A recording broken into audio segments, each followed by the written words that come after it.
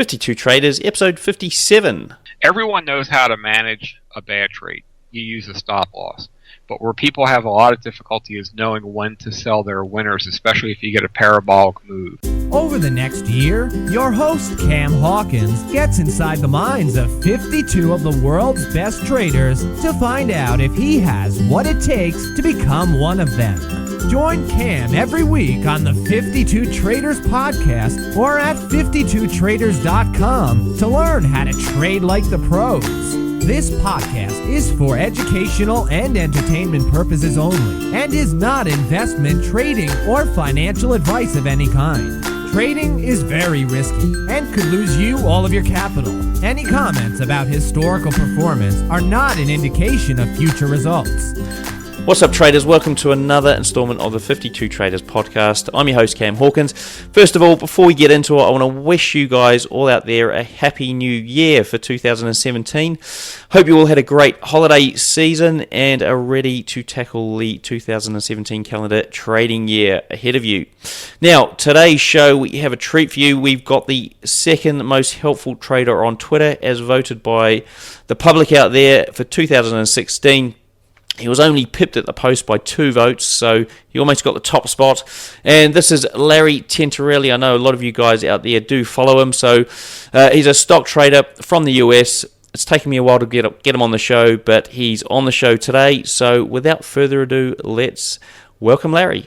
Hello, Cam. How are you? Yeah, I'm great. Thanks, Larry. Hey, look, I've already mentioned some of your highlights already to the guys, and I know that's just a smidgen of your story so far. So can you tell the listeners a bit more about you personally and how you first got into trading? Sure. I grew up around the stock brokerage business. My mother and a close personal family friend worked for a big stock brokerage firm. So I used to spend some time there after school.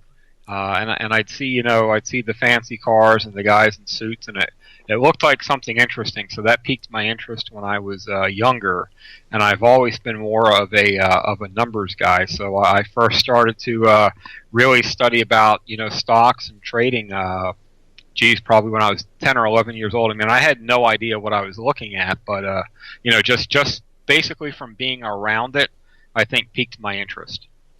It's quite funny because I did a bit of a wrap-up show a few weeks ago and had a look at all the guests that I'd had, and so I'd had 52 at that point, and one of my thoughts was that it seems that guys who had some sort of inside advantage, so they'd either been in the industry, they worked in the industry, or they had parents who had got them into trading at an early age, had an advantage over everyone else. I mean, you seem to have both of those. So your parents worked in the industry, and they got you into the industry at a young age, and they obviously got you into trading at a young age. Do you think that gave you an advantage over everyone else? I think to a degree. My mentor was in the stock business for about 45 years. He's retired now, but he really taught me a lot of the, some of the wisdom that he's imparted on me was, after being in the business for, 40 some odd years, the guy's been, punched and kicked around quite a lot. So he tended to, share some of his experiences with me in the hope that I could avoid making some of those mistakes, which I did not, avoid making those mistakes. I had to, get roughed up a little bit on my own. But I think that having a mentor that was in the business for such a long period of time did help give me a longer term perspective than a lot of people have. Okay, and what do you do outside of trading these days? What do I do? Yeah, I run a pretty large car dealership outside of Boston. Oh, cool. All right. Yep. Superb. So you're sort of a salesman as a bit of a background as well. Yeah, well, I'm the general manager for the dealership, so I oversee all the aspects of the business. But I've always been a numbers guy, and I was a broker with Merrill Lynch for 5 years, so that helped give me a little insight into the business. But I found that by having a pretty good job with a stable income allows me to be detached from my trading, because I realize that the money that I trade with, I don't need the money today or tomorrow. So I don't feel any pressure to have to generate a profit today, and I think it allows me to maintain a much longer term perspective than people that have to trade so that they can eat dinner tonight. Yeah, fair enough. Makes perfect sense.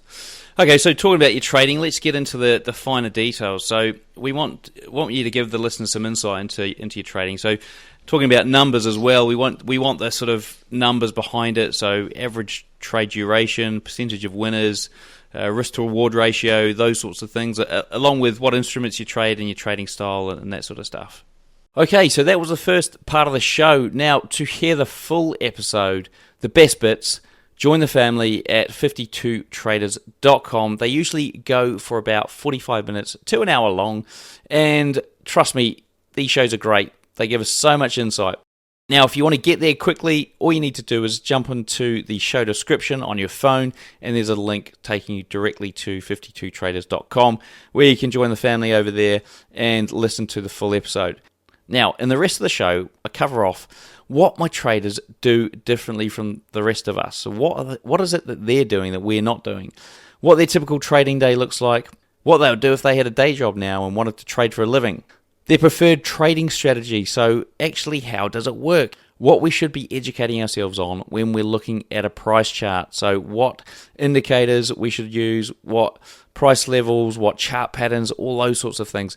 Also, we touch on fundamentals as well, so how do we use news to our advantage? Trading psychology, tips, tricks, techniques, we go through those. Exiting trades, managing trades that you've got running, so we talk about their strategies. They give you strategies for exiting and managing trades. Books to read, websites to visit, all the best ones. Something that you should try and master over the next month, the broker and platform they use.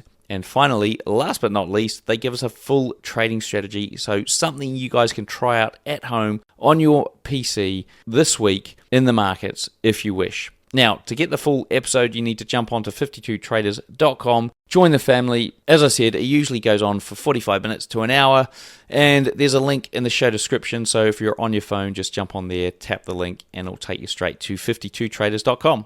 Now, if you're thinking about learning to automate any of your trading, hiring a developer, learning to code, that sort of thing, then before you do that, jump onto my other website, automatemytrading.com. So if you're interested in automating some or all of your trading, then jump onto automatemytrading.com and you'll see me over there. For now, to hear the rest of this episode, all you need to do is click on the link in the show description or go to 52traders.com. See you there.